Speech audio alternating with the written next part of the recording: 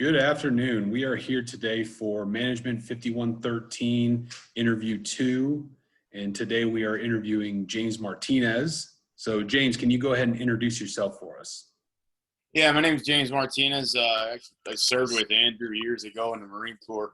So I've actually I have two careers. I've been a United States Marine for over 20 years. I did active duty for one enlistment, and I've been in the reserves for the past 16 years. And on the civilian side, I've held a myriad of jobs. I'm a degreed engineer. I've worked in environments where we implement lean principles, which is going to tie into a lot of the questions that Andrew's going to ask. And I've also most of my career has been spent doing tooling design, and now I work as a metallurgist, which is a little more chemical in nature. But I've also had management positions over a period of maybe like 5 or 6 years. So. Cool. All right. Thank you. We'll go ahead and get right into it here. So the first question, why do people engage in unethical behavior, even unwittingly, and what lessons can be learned from that? That's an interesting question, and it's actually not the first time I've heard it either. They're starting to pay attention to the same sort of thing in the Marine Corps. I've heard it come up in a couple of courses. The majority of response, so you're always going to have exceptions to questions like this, right? Some of it could be in child rearing, like, in their childhood, the way they were raised, depends upon what kind of morals they were raised with or without. Whether or not religion played into their lives is actually a big factor in this. But a lot of times what it comes down to is their local culture and set of morals and or standards that are in place, right? So if so-and-so works in an environment where unethical behavior, or what you and I term to be unethical behavior, is quote unquote normal practice, then it's going to be subliminally encouraged, and you're going to see a larger part of that population engage in that type of behavior. Whether it's inside or outside of the workplace is regardless, right? So if you have so let's take a little more of a potent example. If you have a manager, somebody that's in a position of authority above you, that you inherently respect, no matter how great of a degree that respect is, and they talk about like, okay, well, outside of work, I constantly cheat on my wife. Let's go here and pick up some girls. Even if you yourself are married, if he does that, he's kind of setting the precedent for everyone else to do that and follow his suit. Or if he has peers, be they male or female, sex doesn't matter, that engage in that same type of behavior, that's going to influence you and all their other subordinates to engage in that same sort of behavior. So you might, in this particular case, you might unwittingly find yourself doing what you inherently know to be wrong, or everyone else, society as a whole, determines to be wrong. So lessons to be learned from that is saying, we're going to get into this in your later questions actually, but kind of like how you set the culture of a population, whether it be at a work. So we're talking about workplaces here, right? So how do you set that positive culture at inside a workplace? Perfect. All right. So next up, talk a little bit about workplace attitudes. So why should management pay attention to various workplace attitudes? They should. I'll focus on a certain type of attitude just from my professional experience. So negative attitude is absolutely infectious. It's horrendously infectious. And at one particular place where I worked, it was actually the reason I left. One of the big reasons, or rather I should say, I left was because of the general attitudes at this place, and set by the type of culture that was there was horrible. It was horrific. Like there were certain days that was it just seemed like every single employee in the plant was angry at each other. So when you have that sort of attitude in place, it's going to degrade morale, which is going to affect performance, right? So the way those tie into each other is, I'll give you an example as a matter of fact. When I was working at this particular place, I had to do a project, and over the years, more than one project with certain pair of individuals that were, I have never seen anyone so universally despised outside of the Marine Corps, right? So you're going to relate to this. If there's somebody that's a notorious jerk in your chain of command, everybody hates him. Like, that's the Marine Corps. Like, I've never seen that outside of the Marine Corps except for these two guys.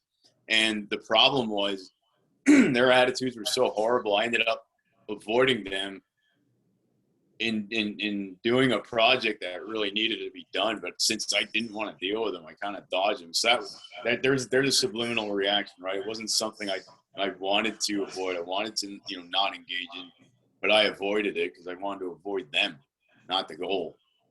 Jeez, very interesting. All right, let's see.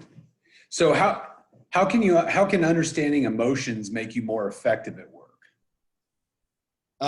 It can teach you a bunch of different things, right? If you learn how to read people or read a room, to borrow the colloquialism, it'll show you how to engage with them, right? Or it'll give you a better context of how to engage them, right? If I can tell somebody's bent out of shape about something, but I need to communicate with them for whatever reason, that's going to determine how I'm going to approach them. And am I going to, immediately come out and say, like, I need this or whatever the case. I might, if somebody seems upset, and I need to talk to them regardless, like, hey, what's going on? Are you okay? That kind of thing. Maybe they have something that you can help them out with anyway. There's nothing wrong with that. And the other, and I will bring this up in a matter of avoidance. So my father, and I'm friends with one of his ex-coworkers. My father was in sales for years. And I'm very good friends with one of his ex-coworkers. And she told me that and they would teach this, they probably still do if you go to sales seminars, right? And if you get the chance to go to one, go. There are certain highly manipulative emotions out there. You're going to recognize them due to the current climate of just about anywhere today. They are guilt, fear, lust, and greed. And there are more, but the two biggest ones are guilt and fear. So you can even relate to that. I don't think no, you didn't join the Marine Corps too long after I did, so it was probably the same. So you got to remember, what was the most commonly used manipulative emotion in boot camp? It was guilt. Fear. Oh, fear. Guilt. Well, yeah, fear is a big one. Fear is a big one, but if you really think about it, maybe it was just my DIs, it was guilt, right? You always have, like, if you screwed something up, because the reason I think this is common, because I saw the same thing when I got to ITV, which for those of you in the college room, that's called Infantry Training Battalion. It was guilt. It was, we were supposed to do this today and you embarrassed me, or this was your fault. That's what I mean about using guilt manipulatively. So, you got all those things to consider. I don't want to talk too much and hog all your time here. So the next one's a little unique, because people they'll always contextualize stereotypes as something negative. But how, in your opinion, how can you use stereotypes to make better decisions and manage more effectively? It could play into it could have a positive and a negative effect, right?